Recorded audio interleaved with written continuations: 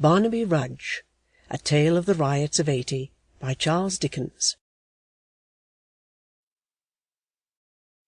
Preface.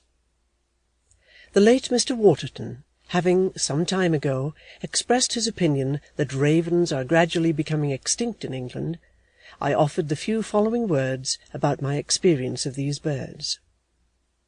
The raven in this story is a compound of two great originals, of whom I was, at different times, the proud possessor.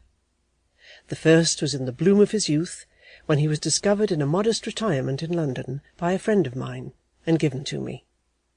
He had from the first, as Sir Hugh Evans says of Anne Page, good gifts, which he improved by study and attention in a most exemplary manner.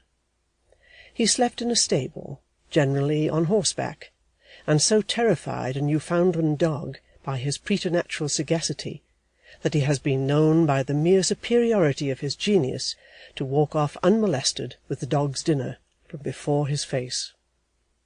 He was rapidly rising in acquirements and virtues, when, in an evil hour, his stable was newly painted. He observed the workmen closely, saw that they were careful of the paint, and immediately burned to possess it. On their going to dinner, he ate up all they had left behind, consisting of a pound or two of white lead, and this youthful indiscretion terminated in death. While I was yet inconsolable for his loss, another friend of mine in Yorkshire discovered an older and more gifted raven at a village public-house, which he prevailed upon the landlord to part with for a consideration, and sent up to me.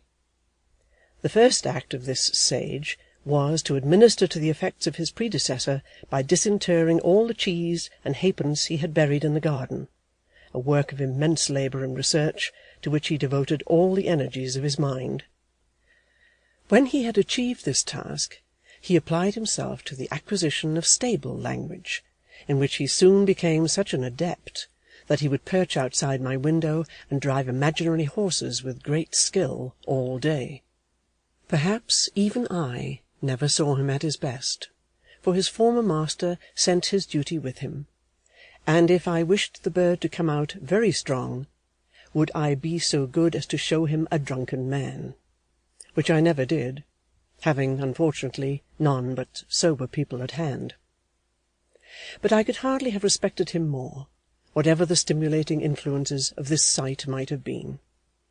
He had not the least respect, I am sorry to say, for me in return, or for anybody but the cook, to whom he was attached, but only, I fear, as a policeman might have been. Sample complete. Ready to continue?